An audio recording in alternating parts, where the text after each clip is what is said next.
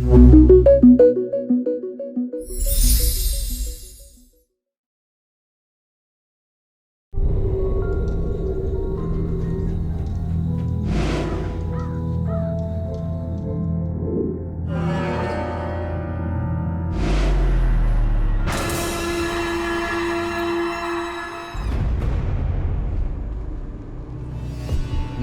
adalah panglima hati. Segala yang kita kerjakan tanpa disadari menyimpan misteri di dalam hati. Baik, buruk, kejam, pilu, dan kisah ironis. Semua kita akan kuak di sini di Menembus Mata Batin. Di program ini akan menghadirkan orang-orang yang pernah ataupun masih melakukan tindakan yang di luar batas kewajaran. Dan malam hari ini, di samping saya sudah ada Rahma Azhari. Apa kabar, Rahma? Alhamdulillah baik, Bayu. Terima kasih malam hari ini sudah bersedia hadir di Menembus Mata Batin. Pleasure. Kamu sendiri sebenarnya percaya nggak dengan hal-hal yang berbau-bau gaib, mistis, seperti itu? Antara ya dan tidak sih ya, tapi kan Indonesia cenderung memang agak sedikit mystical gitu. Tapi ya balik lagi aku sih hanya melakukan semua sesuai dengan agama yang aku percaya gitu aja. Toh dengan segala sesuatu pasti ada Tuhan. Ada Tuhan, iya. ada Allah ya. Memang ada, tapi ya cukup dipercaya dengan hal itu ya. Ya mungkin ada atau enggak, aku nggak tahu. Oke. Nah, pada malam hari ini kita akan menghadirkan seseorang yang mengaku dirinya melakukan santet pada mantan suaminya dan keluarganya karena alasan sakit hati. Nah, malam ini kami akan hadirkan dengan nama samaran. Kami persilahkan Yati.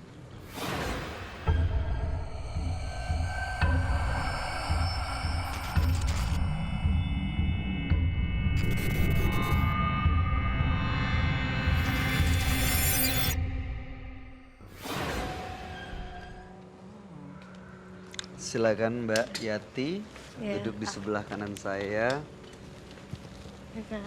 Ya, terima kasih sudah hadir. Silahkan. Mbak Yati, apa kabar? Baik. Informasi yang kami dapatkan, Mbak Yati melakukan santet kepada mantan suami dan keluarganya, benar? Iya. Alasannya apa ya Mbak Yati? Alasannya karena saya sakit hati. Apa yang dilakukan mantan suami dan keluarganya? Saya berumah tangga selama 17 tahun, punya anak 5, laki-laki semua. Tanpa salah, saya tanpa dosa, saya ditinggal begitu aja, bahkan dia nikah lagi sama orang lain. Alasan ditinggalnya karena ada orang lain? Iya, ada orang ketiga. Bagaimana Mbak Yati melakukan santet kepada orang ini? Saya melakukan dengan perut saya sendiri, nggak ke dukun atau nggak ke orang pintar. Jadi Mbak Yati melakukan sendiri? Iya. Apa yang Mbak Yati lakukan? Hanya saya lembar foto. Foto, terus saya bikin buat nama dia, tanggal lahir dia. Itu ritualnya? Iya. Dan apa yang terjadi? Ya setelah itu dia sakit, lumpuh, terus nggak bisa jalan. Bahkan dia lama ya meninggal. Sudah meninggal? Iya. Oke. Keluarganya bagaimana? Tahu kalau ini perbuatan Mbak Yati? Nggak ada yang tahu. Karena Sampai saat ini? karena saya juga sakit hati sama keluarganya. Apa yang dilakukan keluarganya? Anak saya masih kecil-kecil, saya diusir dari rumahnya karena saya numpang di rumah mertua. Anak saya setiap tahun setahun satu. Terus saya diusir, bahkan ada sisa 2 gelas air minum, gelas besar itu 2 sama bantal 1, tikar 1 diambil sama mertua saya, bahkan kakak ipar saya. Jadi Mbak Yati disuruh pergi dari rumah keluarga? Iya. Tanpa bawa apa-apa? Hanya anak 5 yang saya bawa dan saya rawat. Saya besarkan sampai saya itu kerja untuk membesarkan anak dan menyekolahkan anak. Tapi dari keluarga itu nggak ada sama sekali untuk menjenguk atau menengok cucu-cucunya dan ponak-ponakannya itu. Disitulah saya sakit hati. Dan apa yang terjadi ke mantan suaminya Mbak Yati akan Mbak Yati lakukan juga ke keluarganya? Enggak, Nggak ada yang Mbak Yati santet juga keluarganya? enggak ada. Cuman yang enggak saya santet untuk meninggal, tapi saya bikin warung dia tutup. Dia punya warung besar dan agen, bahkan saya sering datang untuk meminta beras 1 liter pun dia nggak akan ngasih, bahkan saya diusir. Disitulah saya sakit hati dan saya ritual lagi dengan perut sendiri, saya bikin bangkrut warung itu. Situ Oke. sakit hati saya. Mbak Yati, Iya, kami, ini saya sama Rahma mungkin juga bisa merasakan betapa sakit hatinya Mbak Yati dengan mantan suami yang sudah nggak ada dan juga keluarganya. iya. Tujuan Mbak Yati datang sini apa sebenarnya?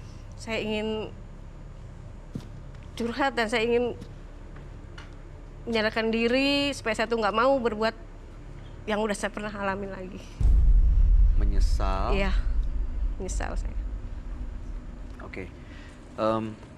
Sebaiknya memang Mbak Yati bukan cerita ke saya dan Rahma, tapi cerita ke teman kami. Dia adalah seorang indigo. Kami persilahkan Roy Kiyoshi. Sebelumnya, tim Mata Batin sudah memberikan tanggal lahir dan nomor rumah partisipan kepada Roy Kiyoshi. Dengan mata batinnya, Roy akan membaca berdasarkan angka yang kami berikan. Yati, perempuan yang lahir pada tanggal 25 Maret 1974. Saya melihat Yati sebagai seorang yang memiliki temperamen yang sangat tinggi sekali. Siapapun yang menyakiti hatinya harus mati.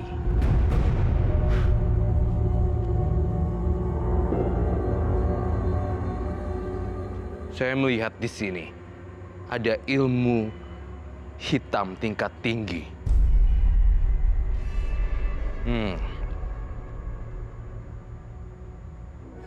Banyak makhluk halus yang dipiaranya.